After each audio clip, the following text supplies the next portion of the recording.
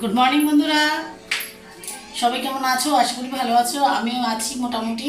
রাকেশ শ্রীজিতের লাইফস্টাইলের অনেকটি ভিডিও ব্লগে তোমাদের অনেক ওয়েলকাম।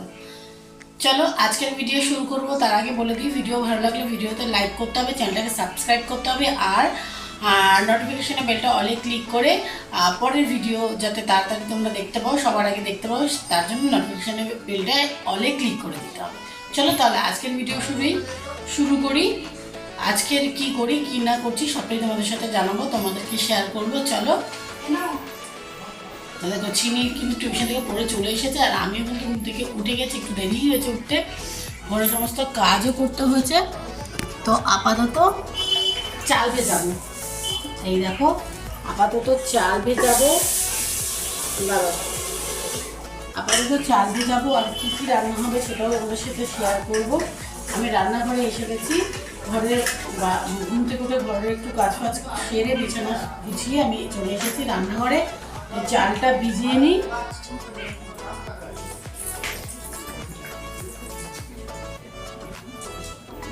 সবাই কেমন আছো কমেন্টে কিন্তু আমাকে জানাতে পারো, তোমরা কমেন্ট করলে কিন্তু আমার ভীষণ ভালো লাগে।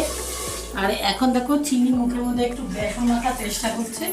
আমি আজকে গুলে দিইনি, কারণ হচ্ছে আমি গুলে লাগিয়ে দিই, কিন্তু আজকে দিইনি কারণ হচ্ছে আমি আজকে এই প্রত্যেকদিন কে দেয় বাবাই, মিথ্যা কথা বলবে না। গো মজা করছে প্রত্যেকদিন, কিন্তু হ্যাঁ প্রত্যেকদিন কিন্তু আমি ওকে চিনিকে লাগিয়ে দিই বেসনটা, কিন্তু আজকে ও দিয়েছে কারণ হচ্ছে আমি এক্ষুনি মাটনটা মেখেছি মশলাটা, তাই আমি বললাম যে আজকে আমার হাতের লঙ্কা আছে, লঙ্কা জ্বালা করবে, তুই আজকে নিজে নিজে মেখে নি।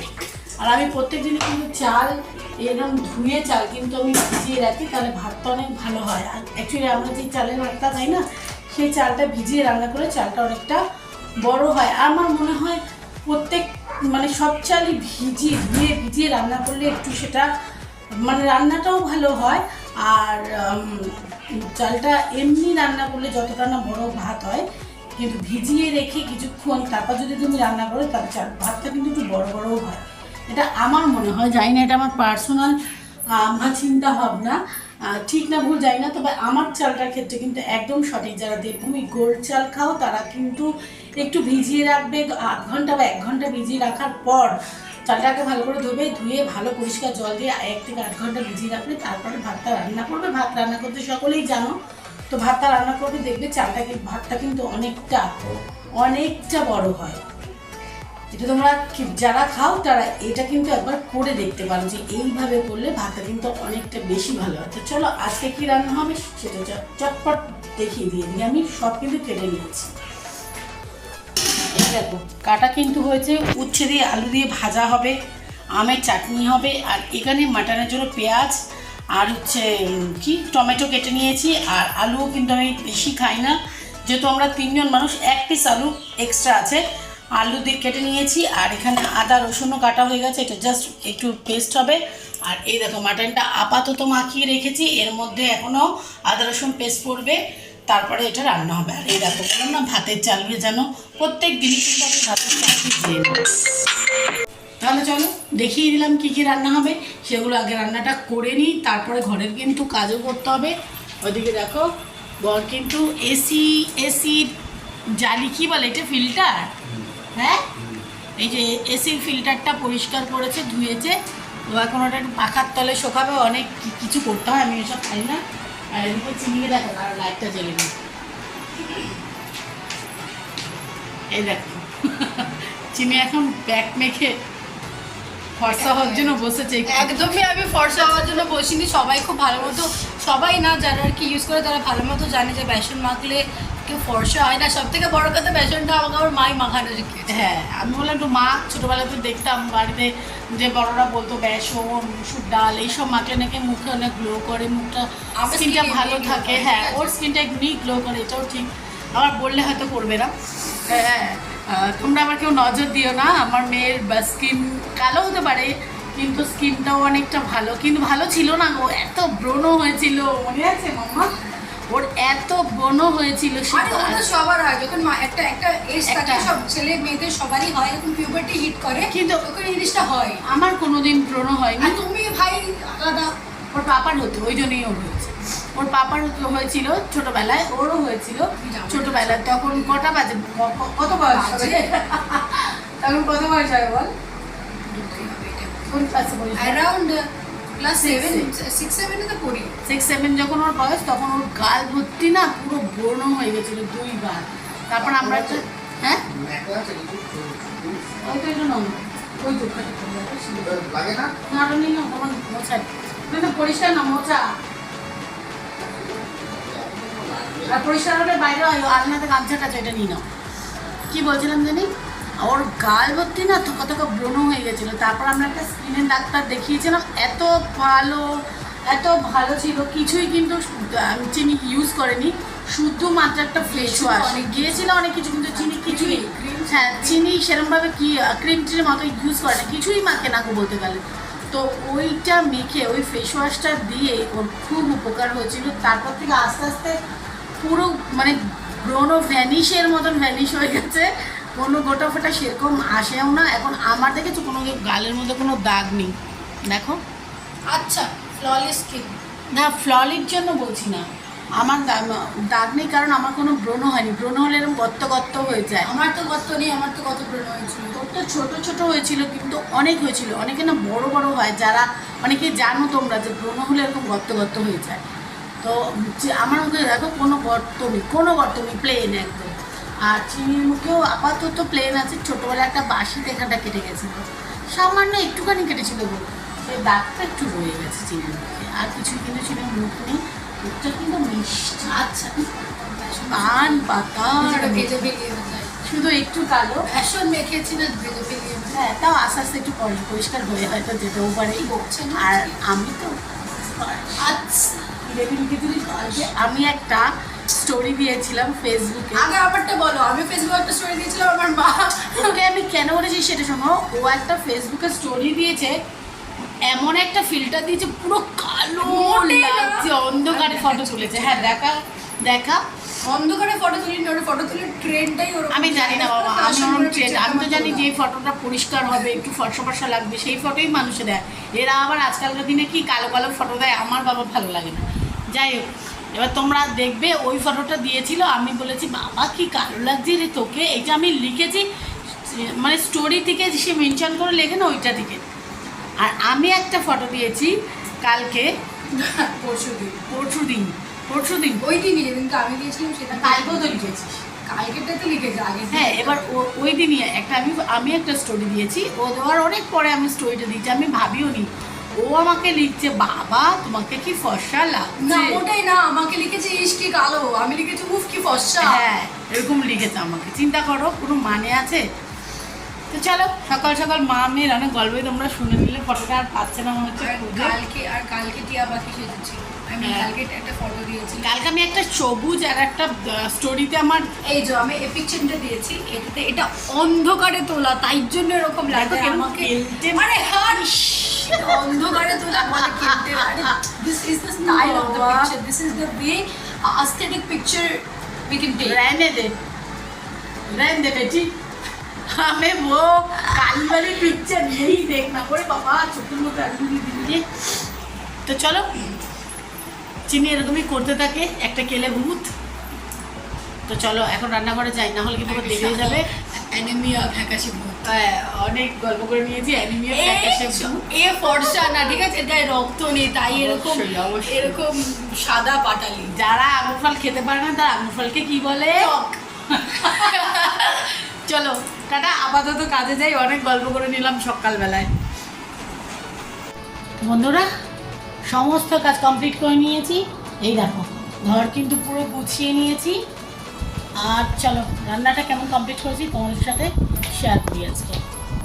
আর ওই ঘরে গোছানো হয়ে গেছে, তারও দেখাচ্ছি না।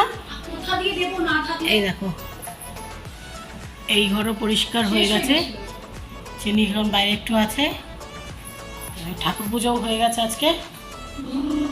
আর চলো কি রান্না করেছি সেটাও দেখিয়ে দিই। আরও লাইটটা একটু জ্বেলে নিই। এই দেখো, এখানে চাটনি আর ভাজা। আর চলো রান্নাঘরে যাই। রান্নাঘরটা মুছেছি। আচ্ছা, অন্ধকারে দেখা যাচ্ছে না? একটু দেখা যাচ্ছে। মাংস ঠিক আছে, মাটন হয়ে গেছে। চলো খেতে দিয়ে দেবো পরে একটু।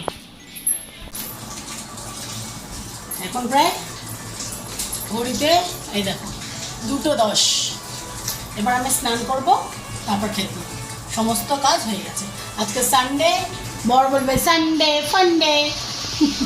তো চলো আজকে খাওয়া দাওয়া তারপর করি, তোমরাও খাওয়া দাওয়া করো। রবিবার কে কীভাবে কাটাও সেটাও কিন্তু কমেন্টে জানাতে পারো। চলো আপাতত আসছি, পরে আবার কিন্তু আসছি তোমাদের সাথে। চলো খাওয়া দাওয়া কিন্তু কমপ্লিট। আর এরা দেখো এসি চালিয়ে দুজনে শুয়ে পড়ে, দেখো এসি চলছে, দুজনে শুয়ে পড়ছে। আমি এখন বাসন ধুলাম, প্রত্যেক সময় বাসন দেবো, টেবিল মাজো, সব কাজ আমি করব। ওরা খাবে আর শোবে, তার জন্য তোমরা ওদের জন্য একটা শাস্তি খোঁজো। ওরা শুধু খাবে আর ঘুমাবে, ঠিক আছে? ওদের জন্য তোমরা একটা, বিশেষ করে চিনির জন্য। চিনি কিচ্ছু কাজ করে না, আমার বক্তাও অনেক করে, কিন্তু আমার চিনি কিচ্ছু করে না। খাবার টেবিলে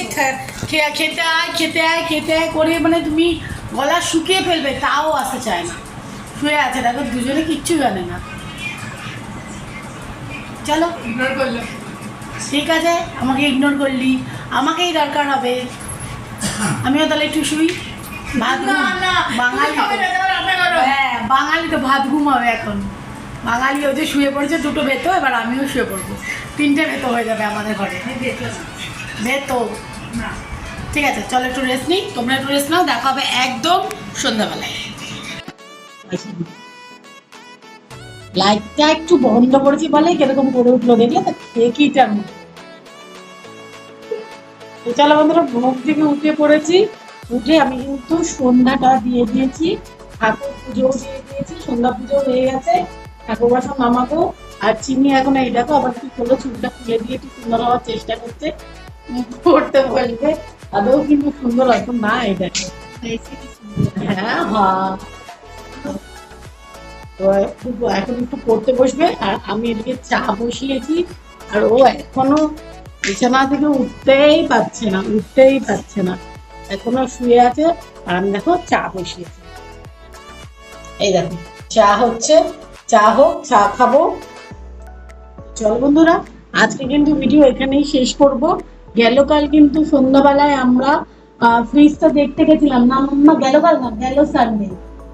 গেল সানডে আমরা কিন্তু ফ্রিজটা দেখতে গেছিলাম। চিনি যায়নি, চিনির পড়া ছিল, চিনি পড়তে গেছিল, আর আমরা ফ্রিজটা দেখতে গেছিলাম। দেখো 1 সপ্তাহ হয়ে গেল ফ্রিজটা দেখতে গেছি, আর পুরোনো ফ্রিজটা চলেও গেছে। পুরোনো ফ্রিজটা যখন নিয়ে গেছে, বিশ্বাস করো আমার চোখ থেকে না জল পড়ে গেছে। এত দিনে জিনিস ব্যবহার করেছি, বিয়ের পর থেকে ওই ফ্রিজটাই ব্যবহার করেছি। এতগুলো দিন ছিল আমাদের সাথে সাথে, মনটা খারাপও লাগে যখন ফ্রিজটা বাড়ি থেকে চলে যাচ্ছে। মনে ভালো, আর কোনোদিন ফ্রিজটাকে দেখতে পারবো না, সেম ফ্রিজটাও হয়তো আর আমাদের কোনোদিন দেখতে পাবে না। মনের মধ্যে একটু কষ্ট হয়েছিল, চিনিকেও বলেছিলাম যে তুমি দেখ, ফ্রিজটাকে আর কখনো আমরা দেখতে পাবো না। ফ্রিজটাও হয়তো আমরা একটা নতুন কিছু নিয়েছি, হয়তো ভালো লাগবে, আস্তে আস্তে ভুলে যাব, কিন্তু পুরনোকে মানে নতুনকে গ্রহণ তো করাটা খুবই আনন্দের, সেটা সবসময় ভালো লাগার হয়, কিন্তু পুরনোকে বর্জন করার যে কষ্টটা, সেটা শুধু তারাই বোঝে যারা পুরনো জিনিস বর্জন করে। না, আমার একটু মনটা পুরোনো ফ্রিজটার কথা মনে পড়ে, খারাপ লাগে। অ্যাকচুয়ালি বেশি টাইমটা তো আমিই কাটাতাম, রান্নাবাড়ি করা, খাওয়া দাওয়া বার করা, রাখা, এইসব তো আমাকেই করতে হতো। ফ্রিজটার সাথে অ্যাটাচমেন্ট আমারই ছিল বেশি, আর ওরও ছিল। আমার বড় লাস্টের দিকে ফ্রিজটার জন্য অনেক কিছু মানে করতে হতো ফ্রিজটার জন্য। তো বলে না বয়সকালে যেমন সেবা যত্ন করতে হতো, সেরকম ফ্রিজটার জন্য আমার বরেরও অনেক কিছু করতে হতো। তো ফ্রিজটা চলে গেছে, মনটা খারাপ লাগে। 1 সপ্তাহ আগে আমরা ফ্রিজটা দেখতে গেছিলাম। আর এটা কবে নিলাম না মাম্মা, ডেলিভারি কবে দিল? তুই স্কুলে ছিলিস?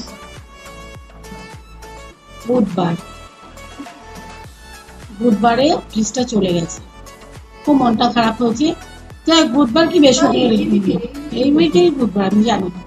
যাই হোক, মনটা খারাপ হয়েছে, আর কি করা যাবে। চলো, মন খারাপ, নতুনের আগমন, সেটাও খুশি, এসব নিয়ে ভালো থাকার চেষ্টা করি। তো চলো, আজকের ভিডিও কিন্তু এখানেই শেষ করব। আজকে আর কোথাও বেরোবো না, চিনি একটু পড়তে বসবে, বসুক, আর আমি এদিকে চাটা খাই। চলো, ভিডিও ভালো লাগলে ভিডিও তো লাইক করো, চ্যানেলটাকে সাবস্ক্রাইব করো, বাকিটা বল না মাম্মা। লাইক দেখো ভিডিওগুলো কেমন কি ভিডিও চাই সেটা আমাদের কমেন্টে জানাও। কমেন্টে জানিও। Where is the craze of Rakesh Shrika lifestyle? কোথায় সেটা? Guys, come up. Okay? ঠিক আছে, সেটাও হবে আস্তে আস্তে।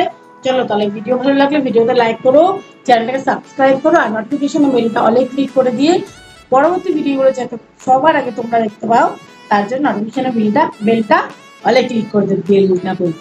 বেলটা অলে ক্লিক করে দেবে। চলো তাহলে আপাতত আজকের মতন গুড নাইট, দেখা হবে পরবর্তী ভিডিওতে।